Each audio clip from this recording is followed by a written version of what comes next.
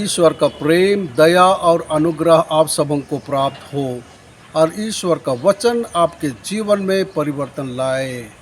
आज चालीसा का पहला रविवार है। चालीसा प्रार्थना, उपवास और भिक्षा देने का 40 दिनों का मौसम है, जो रकबुत पर शुरू होता है और पवित्र गुरुवार को सूर्यास्त पर समाप्त होता है। यह पास्का में प्रभु के पुनरुत्थान को मनाने की तैयारी का समय है। यह हमारे ख्रिस्तीय विश्वास और प्रार्थना जीवन को गहरा करने का समय है। उपवास, त्याग और दान के माध्यम से हम अपने जीवन का नवीनीकरण करते हैं। आज के पाठों का सारांश। पहला पाठ, मूसा ने इस्राएल के उद्धार के लिए परमेश्वर की स्तुति की पेशकश का वर्णन किया है। दूसरा पाठ, पौलुस सिखाता है कि हम विश्वास के माध्यम से बचाए जाते हैं। सुसमाचार पाठ, रेगिस्तान में यीशु को शैतान द्वारा प्रलोभित किया जाता है। आज का पहला पाठ व्यवस्था विवरण से लिया गया है। इस्राएली अपनी फसल का पहला फल याजक के पास लाते हैं, जो उन्हें यहोवा की वेदी के सामने रखता है। इस्राएली अपने इतिहास का सारांश सुनाते हैं, जिसमें यह भी शामिल है कि वे एक समय कैसे असुरक्षित और उत्पीड़ित थे। इस्राएलियों को याद है कि कैसे ईश्वर ने मदद के लिए उनकी पुकार सुनी और उन्हें मिस्र से बाहर निकाला। इस्राएलियों को स्मरण है कि किस प्रकार परमेश्वर ने उन्हें दूध और मधु से बहने वाली भूमि दी थी। दूसरा पाठ पौलुस के रोमियों को लिखे गए पत्र से लिया गया है।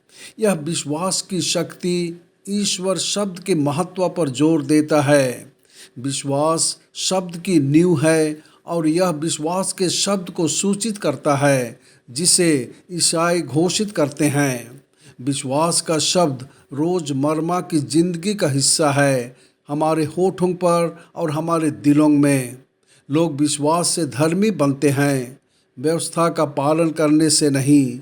मोक्ष उन सभी को उपलब्ध है जो ईश्वर का नाम लेते हैं। सुसमाचार का सत्य सार्वजनिक रूप से बोला जाना चाहिए। विश्वास का शब्द हृदय से आना चाहिए, जहां आत्मा निवास करती है। आइए हम यीशु पर विश्वास करें और उनके वादों पर भरोसा रखें। सभी के साथ खुशखबरी साझा करें, अपने पापों को स्वीकार करें, समझें कि मसीह कौन है और अपना हृदय उसे समर्पित करें। आज का सुसमाचार लूकस से लिया गया है। यह मरुभूमि में शैतान द्वारा यीशु की परीक्षा लेने की कहानी बताता है। यीशु को आत्मा के द्वारा मरुभूमि में 40 दिनों तक ले जाया गया और इस दौरान उन्होंने कुछ भी नहीं खाया और भूखे हो गए।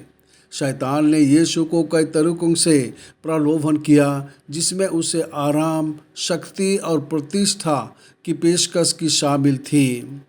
यीशु ने पवित्र शास्त्र का हवाला देकर और ईश्वर की इच्छा के प्रति समर्पण करके शैतान के प्रलोभनों का जवाब दिया। यह कहानी दिखाती है कि कैसे यीशु ने प्रलोभन पर विजय प्राप्त की और परमेश्वर के राज्य के लिए अपना मिशन जारी रखा। इससे यह भी पता चलता है कि यीशु परमेश्वर के धर्मी पुत्र हैं। यह प्रलोभन पर काबू पाने के लिए एक उदाहरण प्रदान करता है। यीशु ने शैतान के प्रलोभन पर विजय प्राप्त की। इसी प्रकार वह हमारे जीवन में शैतान पर विजय पाने की शक्तियाँ और ताकत भी देता है। आइए हम हमेशा पाप के प्रलोभन पर विरोध करें और ईश्वर हमें विजयी बनने में मदद करेगा। प्रार्थना। हे प्रभु यीशु ख्रिस्त, जैसे आप शैतान और उसके प्रलोभन को हराने में सक्षम थे, वैसे ही हमें उसके सभी प्रलोभनों और बुरे इरादों को ना कहने में मदद करें। आमीन।